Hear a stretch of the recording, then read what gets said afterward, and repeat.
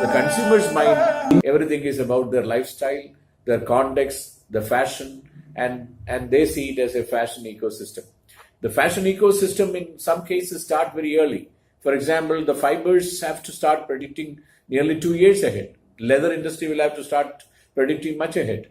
And then the garment, the colors and the seasons may be very close to the season that it is predicted in terms of, but the silhouettes may be predicted a year or 2 years before. But the colors may be just predicted in about 3 to 4 months ahead. And with the fast fashion's emergence of Zara and Mango and Uniqlo and various kinds of other players which have come into the world, and also the online platform which allows instant gratification, there is crashing of the timelines or the crashing of the time cycles which have happened.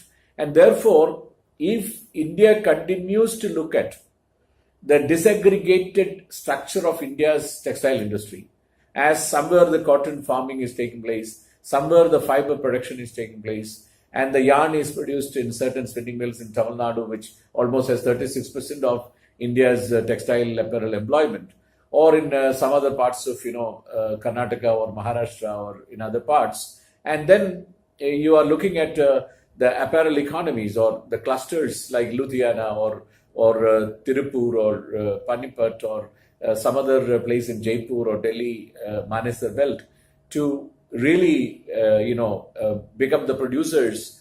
But then you forget that Delhi became a fashion garment capital, mainly because it had access to 5 states around it and their crafts, whether it was the chicken curry and the sardosi which came from various parts of UP, or the block printing and the Bagru printing and the Sanganir type of printing, and the various Gotapatti work and the bead work and the metallic beads work and all kinds of things which came from UP and Rajasthan, and various other embroideries which came from Madhya Pradesh or Punjab, Fulkari from Punjab, for example, and Haryana. All this really helped the fashion industry's value chain to become active in Delhi. And that is why it became a fashion garment production. And Chennai, for example, became a basic garment production because it got the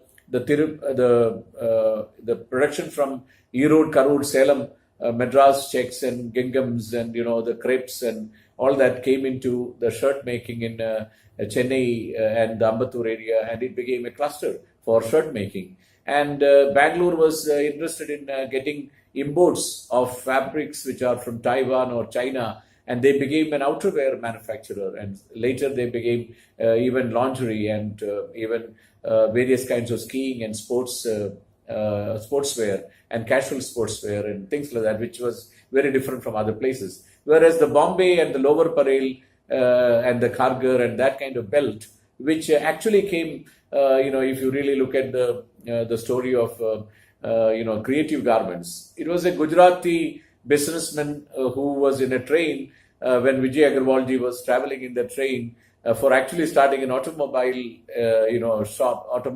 mechanical workshop, who got tempted to buy the entire apparel unit in Lower Parel in the mid-70s, which led to his becoming a large exporter. So this is what happened in Mumbai. Many of the people who joined that industry set up the units in Lower Parel, and they became mostly cotton blouse and upper, women's dressmakers and those kind of garments. So there has been a very interesting specialization which was geographically reflecting.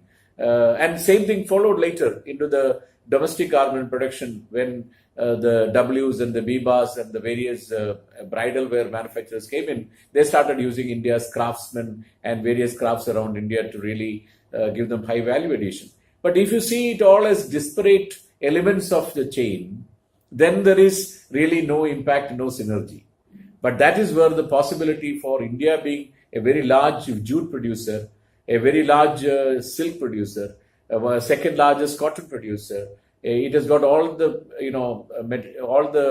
various natural fibers of banana to pineapple to various trees, which has got its barks available for making various kinds of natural fibers, including bamboo.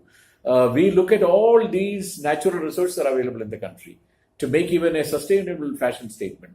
But if you continue to see it as different councils for powerloom and handloom and handicrafts and apparel and cotton and synthetic and rayon and the multiple, more than I think 41 such councils and various people who are all talking about different segments. But these segments, if the consumer's angle, if you begin to see, it becomes a simple fashion ecosystem.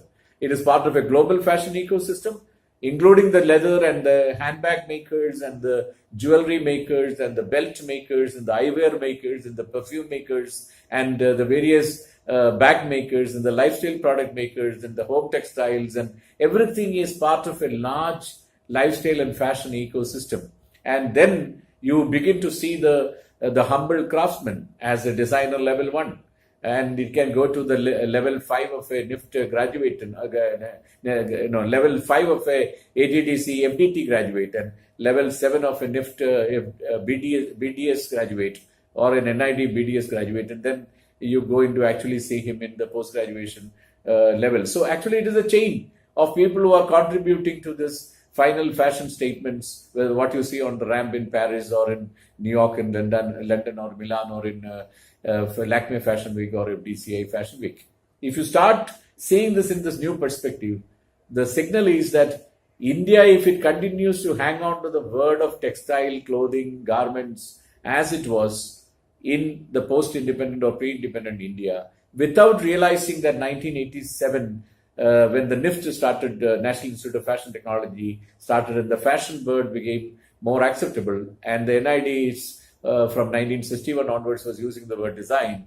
And if you start these two magical words to superimpose on this structure of textile apparel value chain from raw material to the retail chains, then you begin to see that it is much better for India to recognize that it is a global fashion ecosystem. It is very much part of it.